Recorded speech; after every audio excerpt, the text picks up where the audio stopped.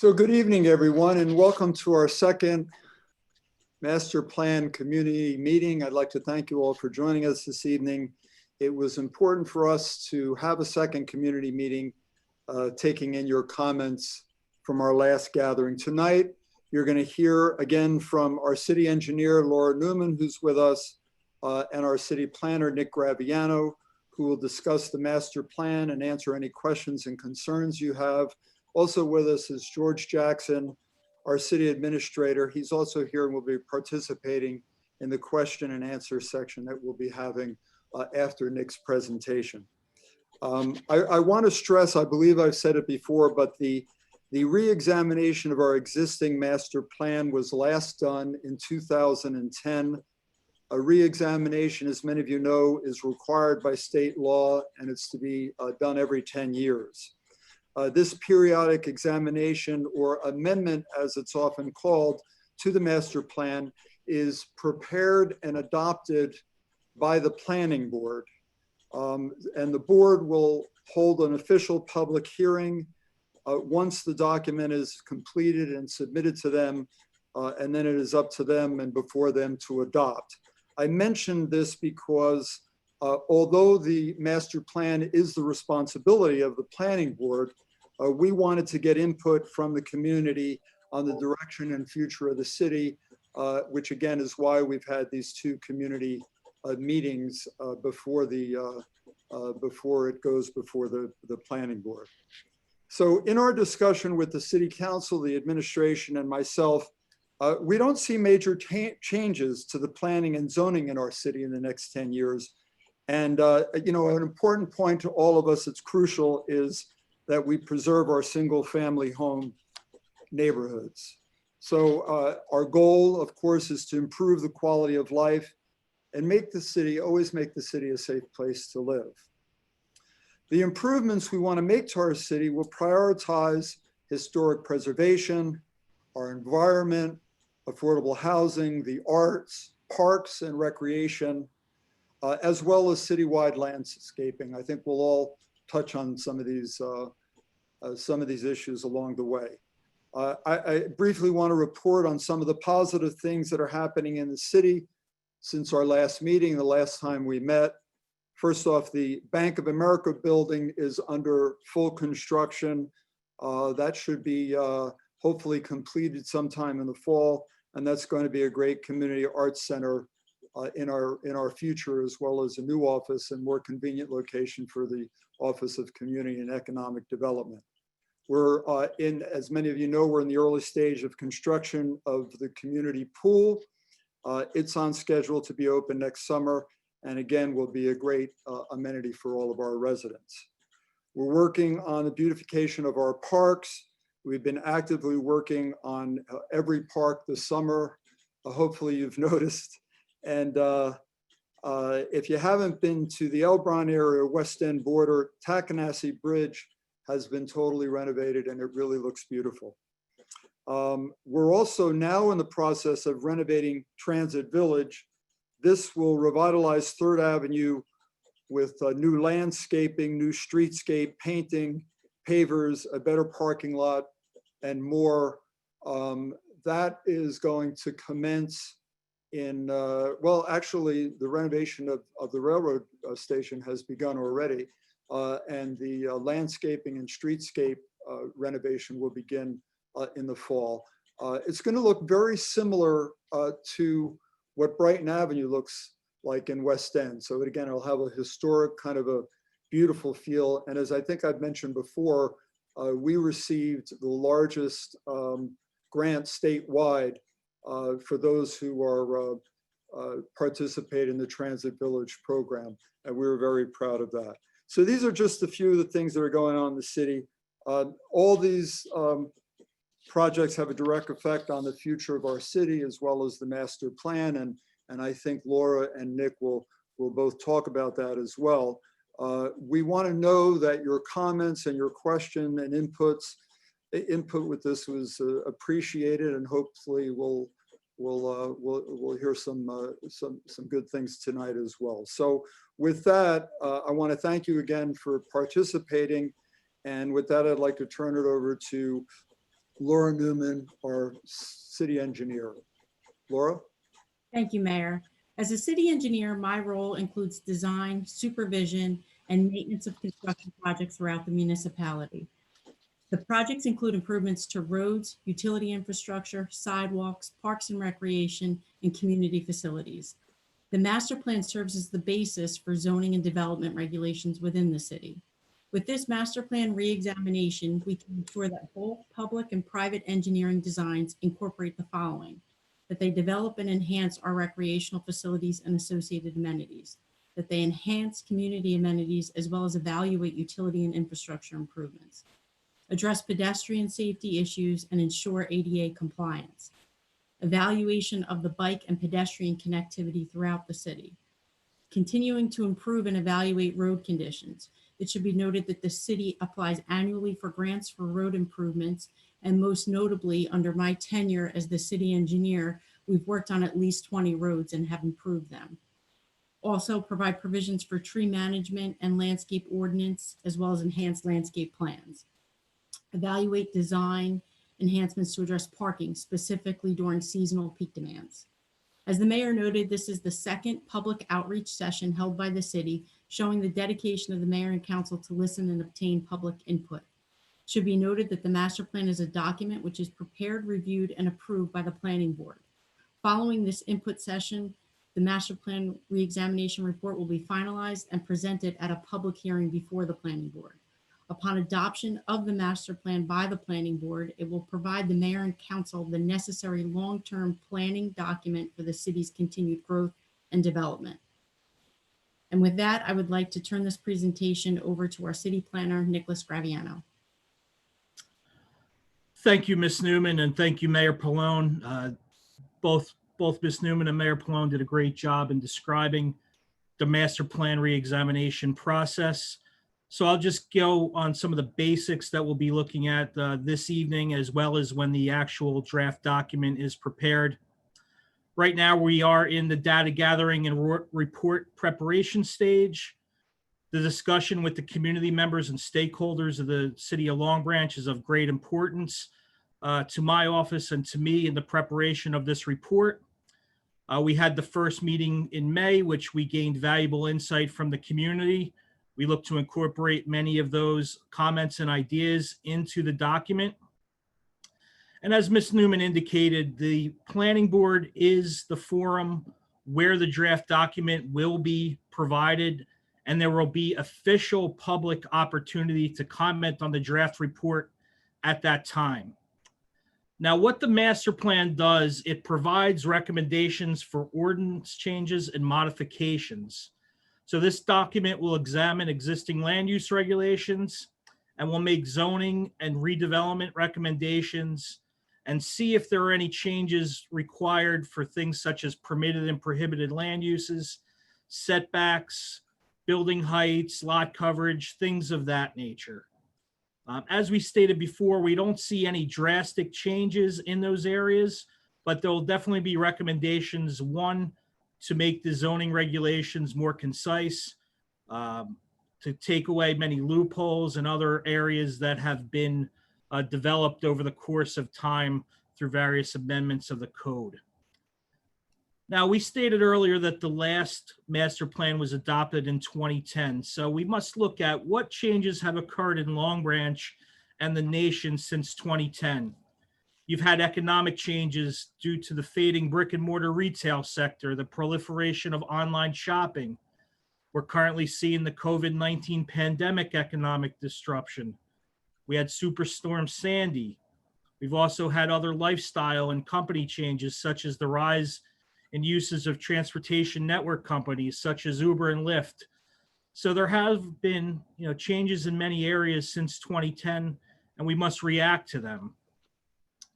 On a city level, in 2013 and 2015, the Transit Village District was created to provide a vibrant community around the train station.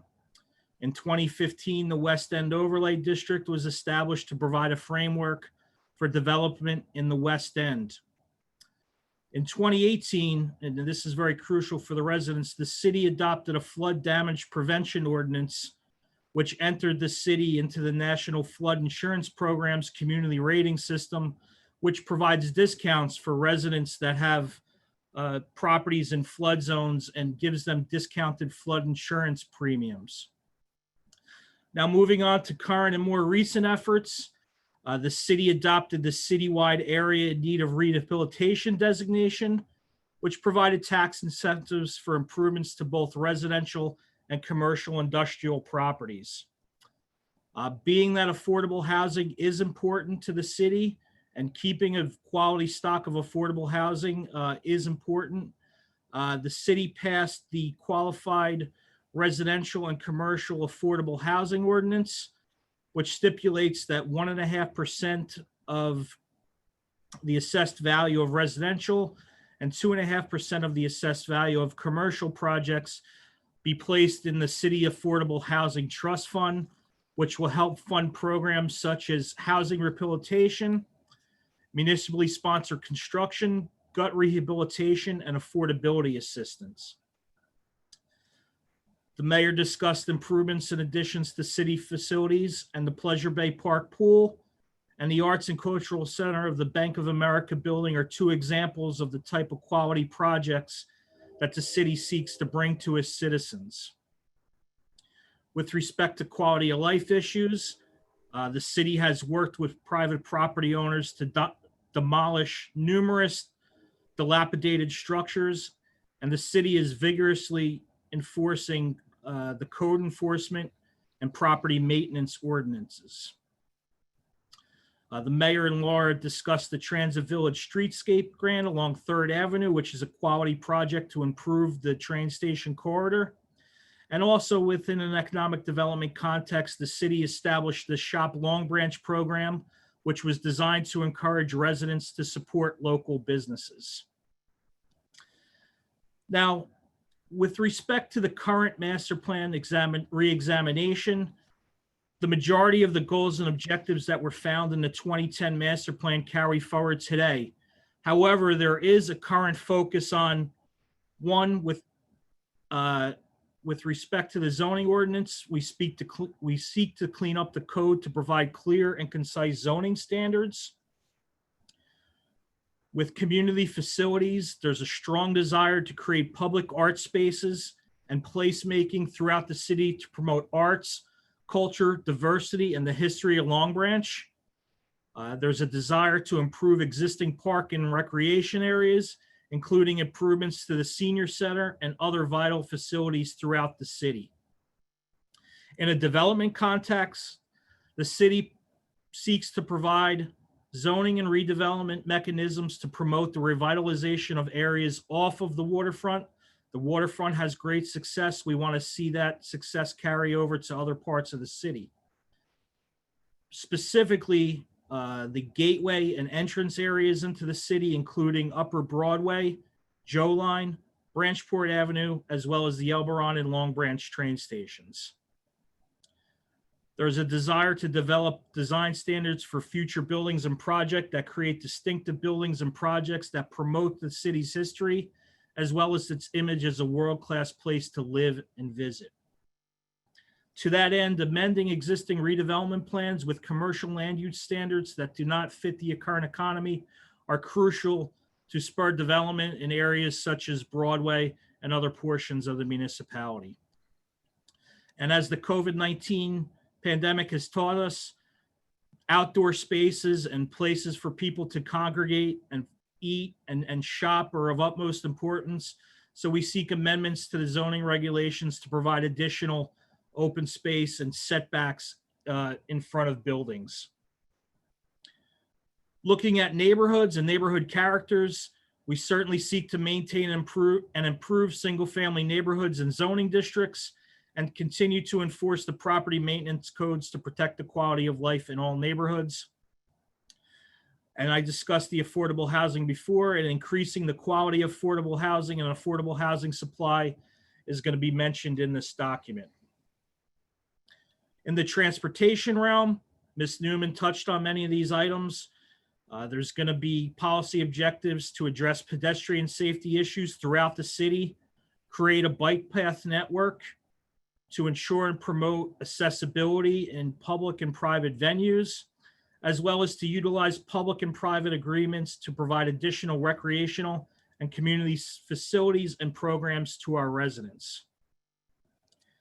Environmentally, we will continue to build upon the Sustainable Jersey Bronze certification received in 2019 by advancing additional environmental initiatives of benefit to the city, including the update of the city's environmental resource inventory, as well as developing incentives for the use of green technologies in building and site development.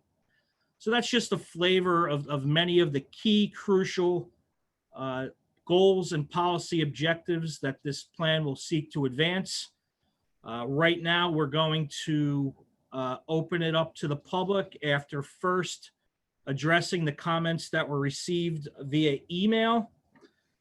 So when we get to the answering of calls, we state that you hit *9 to raise your hand, and you'll be called on by the last 3 digits of your phone number. So we had numerous questions regarding tax abatements. And I'd like to state this, that the current administration has made a firm stance that there will be no more tax abatements within the oceanfront sector of the municipality. To that end, tax abatements are a tool granted by the state of New Jersey to help spur redevelopment projects. The city does not take them lightly, and any future tax abatements off of the waterfront area must provide a clear and substantial public amenity benefit to the community as a whole. We also had comments regarding the master plan process. I touched on this earlier in my presentation. These are voluntary meetings that are being conducted outside of what's required by law to give the public input to the crafting of this document, to give the public the opportunity to state the key goals and objectives that they want to see as a community. Unfortunately, the COVID pandemic has taken away the ability to have these hearings or meetings in public. That's why we're conducting them in this Zoom forum, and we're greatly appreciative to everybody that has either provided comment via email or will do so tonight. There was a question regarding future plans for the senior center. There are no specific plans for the senior center right now. However, there is a strong desire to maintain and enhance the quality of the senior center, as well as all city facilities for the use of residents. So that sums up the emails that were received. We will now open it up to the public. We wish that you keep your comments to 5 minutes or less. And now we'll open up the phones. Caller whose phone number ends in 350. Go ahead.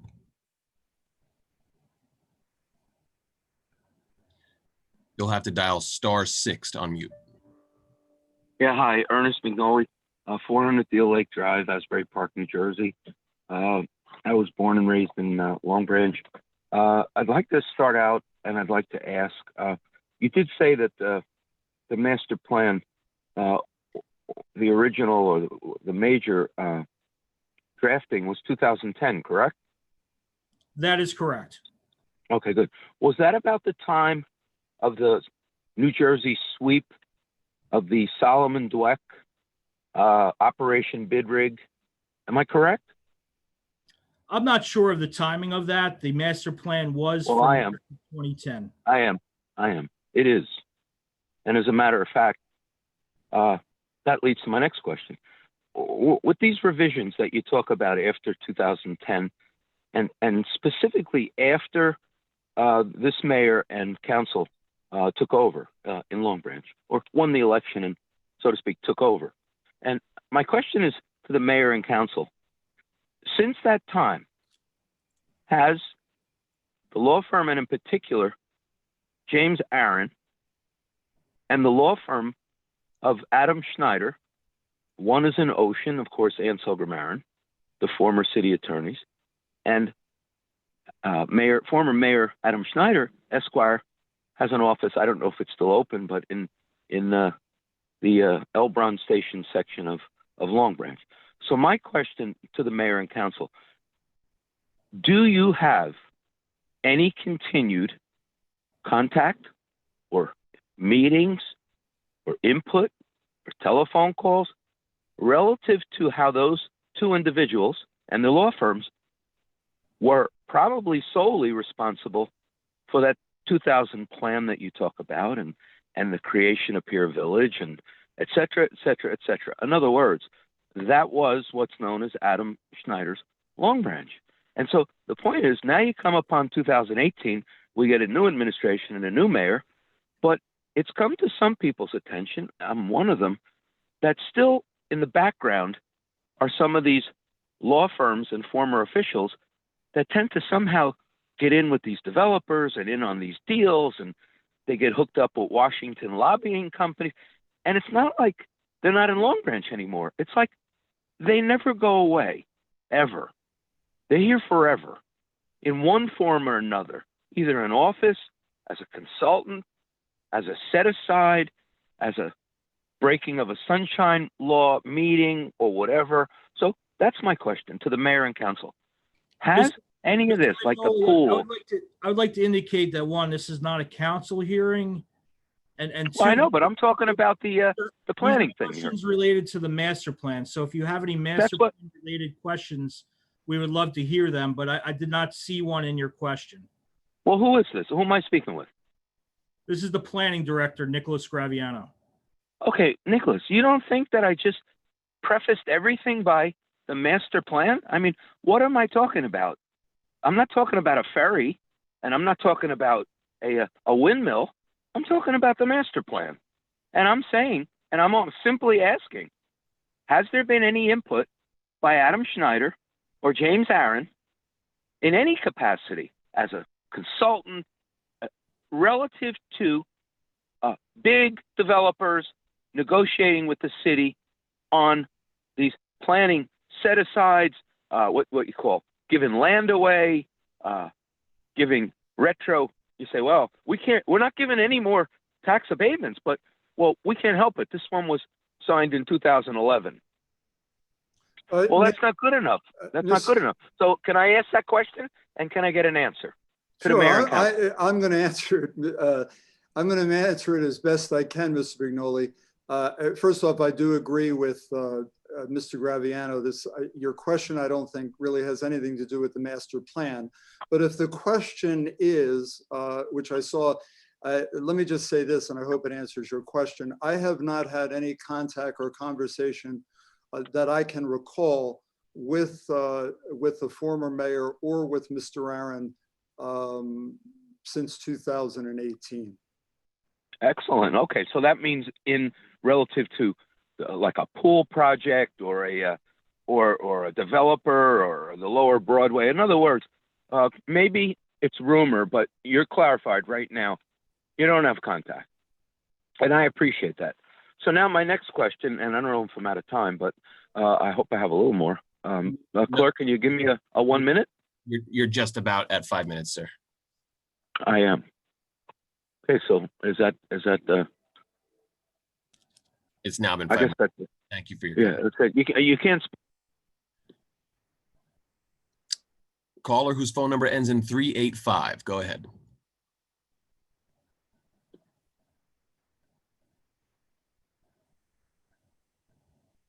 You'll have to. Thank you.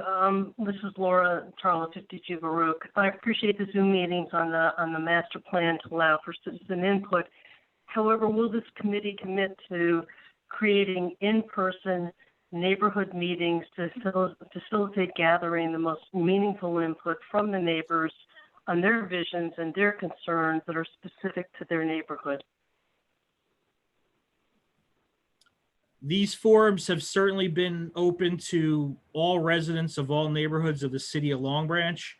And as we indicated previously, there will not be anything recommended in this document that changes the character or quality of life in any of the distinctive neighborhoods in the city of Long Branch.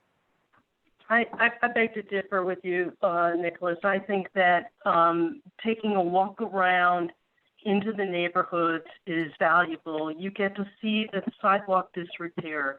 You get to see that the number of homes that have multiple cars that are now parked on the street, which limit and narrow the streets and change our ability to ride our bikes around. You get to see the facade of the businesses in our area that are in disrepair and need to be addressed. I don't think that that it's required, and I could be wrong, that this be completed with an expeditious time period, and that you could allow post-COVID for walk-arounds to get neighborhood-specific information about us, which doesn't come through and can't possibly come through on a Zoom that's open to the entire city. I definitely hear your concerns, Ms. Tarlow. I will state that, this is required to be examined every 10 years. The last one was in 2010, so we would like to have this process done in 2020. We are aggressively looking to improve dilapidated or worn down storefronts. Within our new projects that are before the board, we're certainly seeking adequate off-street parking to address some of your parking concerns in the street.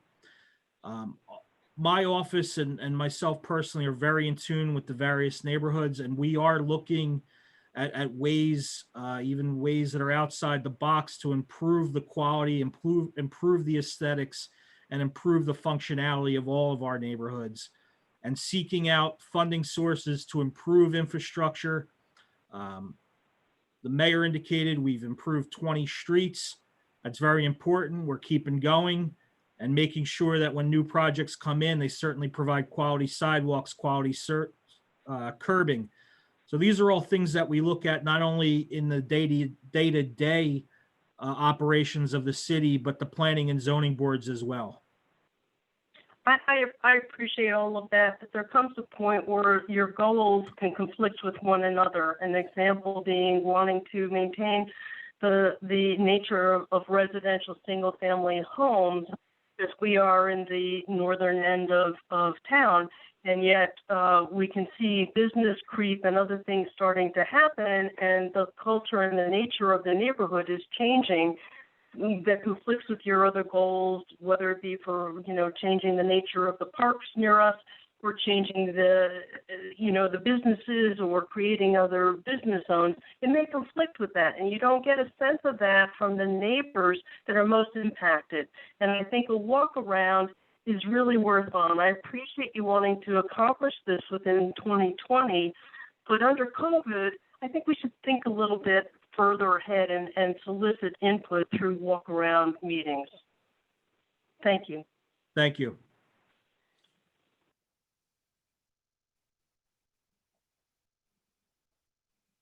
Caller whose phone number ends in 299, go ahead.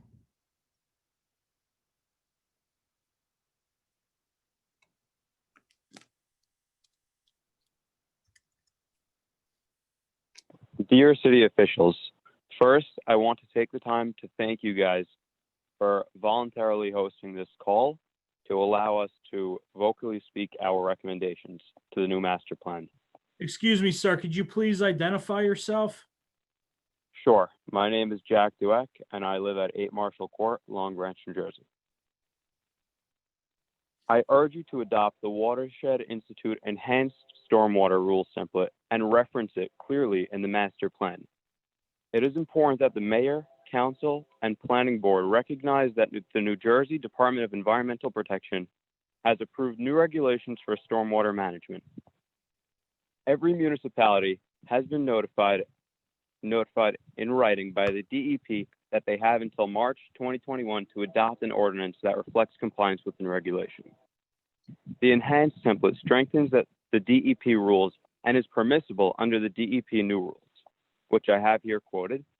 A municipality may choose these stronger or additional measures in order to address local water quality and flooding conditions, as well as other environmental and community needs.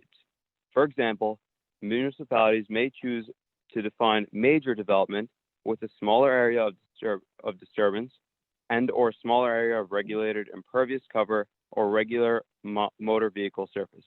Apply stormwater requirements to both major and minor development and or require groundwater recharge when feasible in urban redevelopment areas. A significant contributor to poor water quality and flooding is inadequate management of polluted stormwater runoff. I believe the goal of a municipal stormwater ordinance is to protect and improve water quality while mitigating flooding for the public health, safety, and welfare of the community. For these reasons, the enhanced stormwater management ordinance includes the following provisions. Reduced threshold definition for major development, requires major developments to treat runoff from all impervious surfaces for water quality, reduced stormwater management for minor development over 250 square feet. It addresses redevelopment. It requires the use of low impact development techniques and includes maintenance reporting requirements. Thank you for your attention to this important matter. Thank you. Mr. Just in response to that, Mayor, I'm aware of the model ordinance from the DEP as well as the enhancements. And obviously, we will be reviewing that and the municipality will be compliant, and we can certainly look to incorporate the enhancements as noted by the DEP. Okay, caller whose phone number ends in 198. Go ahead.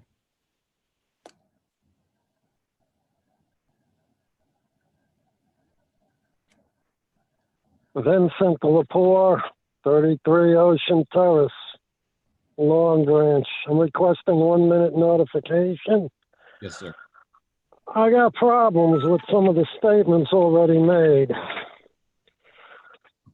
The engineer Newman thanked the mayor for his dedication to the master plan. That's a joke.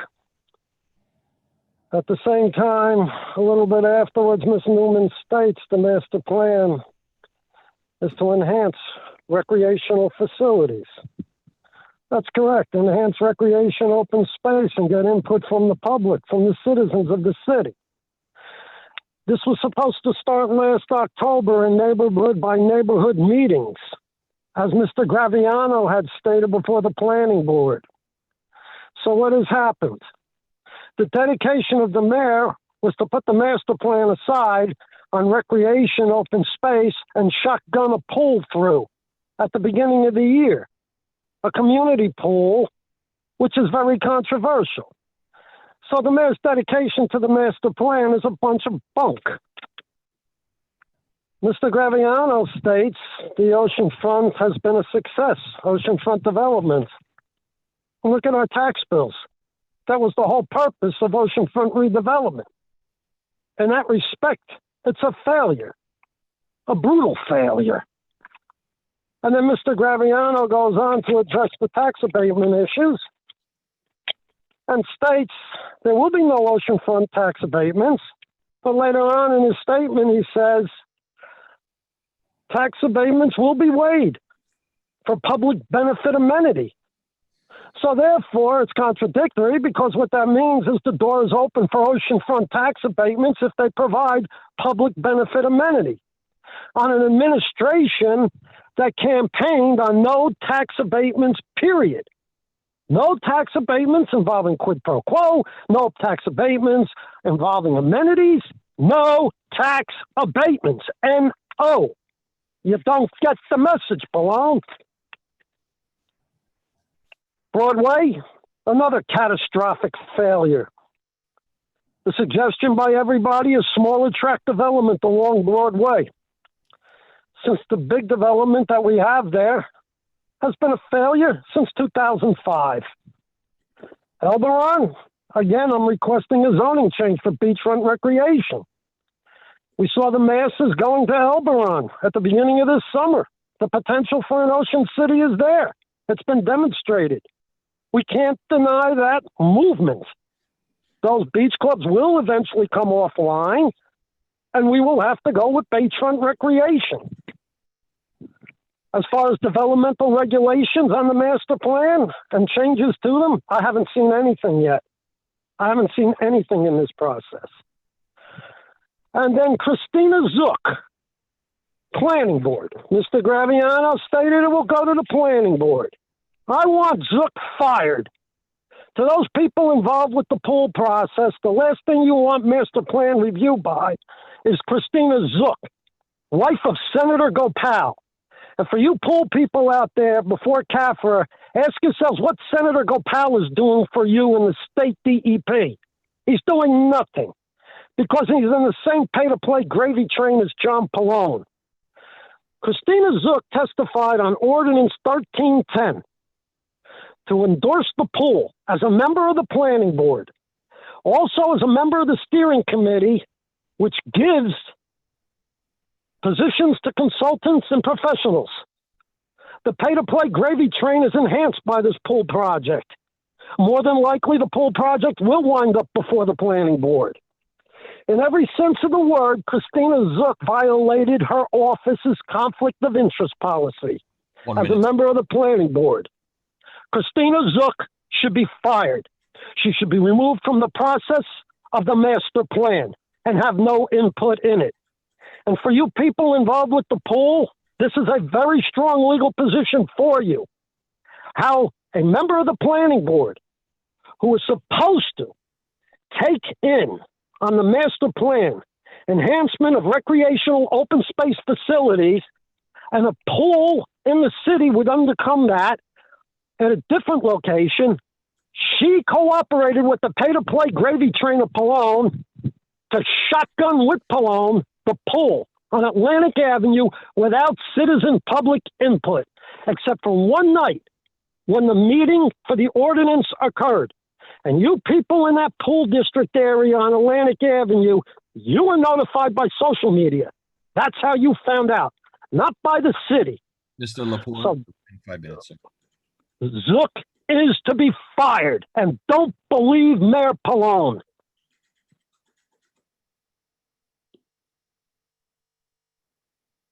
Any other callers? I see no other hands raised. Okay, I think that sums up this informational session. We've definitely gained some valuable comments from the public. I'd like to note that the master plan email is still in effect. You could still email any comments you may have in, and the public will definitely be notified when the draft will be before the planning board. So thank you all for your time and for your input. Nick, I'd like to just say again, thank you for joining us tonight, for your input. It's very important to us. And if you have any future questions or concerns, please continue to email us at masterplan@longbranch.org. Again, that's masterplan@longbranch.org. And I'd like to thank Nick and George and Laura and Will for attending this evening, and for all of you who have called in. Thanks again, and have a great night. Thanks.